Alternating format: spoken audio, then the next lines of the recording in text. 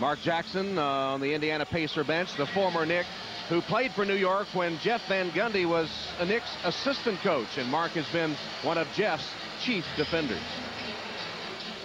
You have a brilliant, brilliant basketball coach, the youngest coach in the league.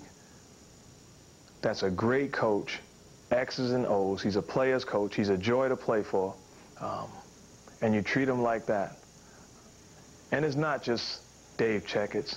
It's all of New York. They wouldn't have appreciated Jeff Van Gundy if they didn't turn this thing around the way that they did. This guy's a great coach. They had a bad year, but they put together just in time. He deserves better. And if I was him, I would pack up and go somewhere else because he would be appreciated. That's Mark Jackson defending Jeff Van Gundy. Dave Checketts in the crowd today. Travis Best, who has struggled in the playoffs for Indiana, on the court for the Pacers. Antonio Davis is there as well. And Marcus Camby into the New York lineup. Well, you know, before the game, Larry Bird told us that he thought the second unit would be the difference between winning and losing. Best against the clock missing. The Pacers are the best offensive team in the playoffs. Sprewell, though, has been the best individual Eastern Conference player. The Pacers have 13 points with 2 minutes to go in the first quarter. Inexcusable. Well, they took the hot shooting Reggie Miller out, and they've been struggling since then. Sprewell comes in. They're starting to get layups as the Indiana Pacers continue to shoot over the top of the defense of the Knicks. Camby on the pass from Childs. That'll be a goaltend. And a foul. Let's see. Bennett Salvatore called it a goaltend. Hugh Evans agrees. It is a goaltend and one. Worst possible scenario for Indiana is Camby and Sprewell have both made huge impacts on their first opportunity. That gives guys like the front-running Sprewell and Camby a chance to get untracked. Marcus Camby, who has been the focus of a lot of the controversy in New York, came over in the trade for the very popular Charles Oakley, and since Sprewell entered the game, the Knicks have outscored the Pacers 10-0. It's the types of shots that the Knicks defense has given up. They're giving up jump shots, and under pressure, they get a call against Patrick Ewing. No basket, though. No basket. Foul on Ewing. Derek McKee, the defensive specialist, into the game for Indiana. Ewing feels that this is his regular post defense, but he gives him a couple of pops with the hand. I think the body would have been okay, but it's the hands in the back, and that puts Antonio Davis at the line. Anytime you put two hands on the guy, that's an automatic whistle, no matter how much contact there is. Let's go to Jim Gray. All right, thanks, Tom. You were talking about Jeff Van Gundy and Dave Checketts. Of course, it's been a very tumultuous week in New York. I spoke to Dave Checketts before the game here. He does not want to be interviewed today. He does not want to discuss any of the news stories that have come out regarding all of the rumors that Phil Jackson may already have a deal in place, that they met again this week. He says, I am not going to dignify any of those stories with any comment whatsoever. What I said earlier in the week stands. I will have a decision and make my evaluation after the season. Tom? All right, Jim, what a surprise that Dave Checketts didn't want to be interviewed by Jim. By then, hard to believe. Jim was going to make him cry today.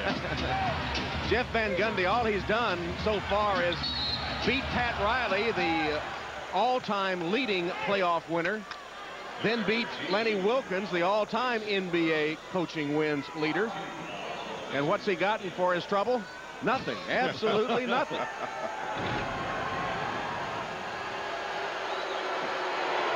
Hey, you know what he's got? Another set of rings under his eyes. Tonight at 9, 8 Central on NBC, Gulf War soldiers served with honor, but when they got sick, the government turned its back on them. Based on the true story of the men who wouldn't let our heroes be forgotten, thanks of a grateful nation, tonight at 9, 8 Central on NBC. Sam Perkins on the floor for the Indiana Pacers. And speaking of this Memorial Day weekend, when we should all pause to give thanks to those who sacrificed so much for all of us, Jalen Rose with a runner.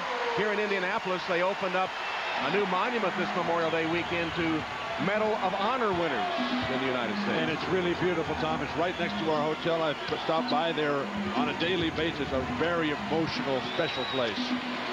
Patrick Ewing, tough shot. Sam Perkins had a hand in his face. What were you saying about Patrick Ewing?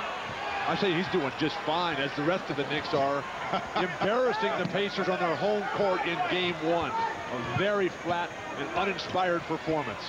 Well, this is the first time so far in the playoffs that they've had to play from the rear. Big Smooth knocks down a three, and the crowd responds to that. So, but the shots that the Pacers are getting right now are the kinds of shots that are going to allow the Knicks to control the ball game, because they're all deep jump shots. But Steve, quickness is the most important skill that separates teams. Right now, the Knicks are the quicker team. Ewing couldn't finish on the lob. Best gives it to McKee right underneath to Davis, who is fouled by Childs. Antonio Davis looks to be injured. Larry Bird is saying, hey, what about the flagrant foul? You got some little guard coming in here, laying out my big men right to the blow to the face here. There it is, right in his face. That should be a flagrant foul.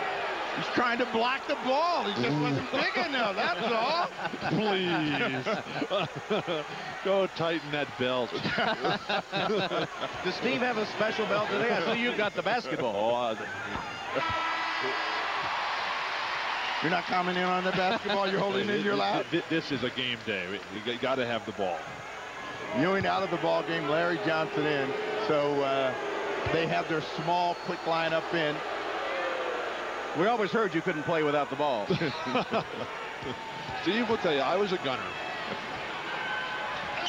Antonio Davis hits 2 free throws, and the Knicks lead is cut to 4 in the final seconds of the first quarter. Childs got free, shot no good at the horn, and the first quarter has come to a close. Well, Houston and Sprewell, they said they couldn't play together. They didn't well early in the season, but they've hit a combined 4 of 9, 11 points. Only 2 shy of the output of all the Pacers starters. At the end of the first quarter in Game 1.